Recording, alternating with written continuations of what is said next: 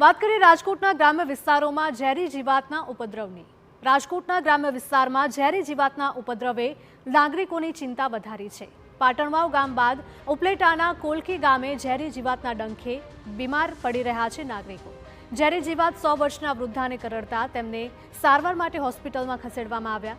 ઝેરી જીવાત પગમાં ડંખ મારે છે અને પછી આખા પગ પર ફોડલા પડી જવાનો દાવો કરવામાં આવી રહ્યો છે અને હજુ સુધી આરોગ્ય વિભાગ અજ્ઞાત જીવાતને લઈને કોઈ ચોક્કસ તારણ શોધી શક્યું નથી। આરોગ્ય વિભાગ દ્વારા નક્કર પગલાં લેવામાં આવે તેવી સ્થાનિકોની માંગ છે। બીજા દી સાંજે તો વધારે પેનીમાં હોજો ચડી ગયો એટલે મેં એને કપડું બાંધી અને બપોરે વાડીએ જતો રહ્યો। બપોરે આવ્યો તો પાછો આગળના ભાગમાં સોજો દેખાણો।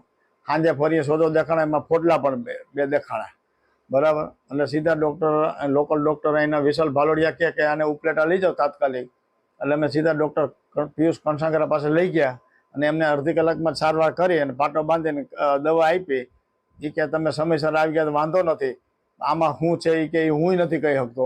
એમને પણ પૂછ્યું કે જીવડું તો કે એ પાકું કે કોઈ ડિટેક્ટ થતું નથી। આ જીવડા કરડવાથી એને પગમાં સોજો, ફોડલા, રસી, પરું, અમે એની ટ્રીટમેન્ટ કરાવવાની ચાલુ જ છે અમારે। પણ આજુબાજુના ગામમાં પાટણવાવ, જામકંડોળા, સાતોદર અને ધોળીધારમાં પણ આવા કિસ્સા જોવા મળે છે। વર્ષ 2018ના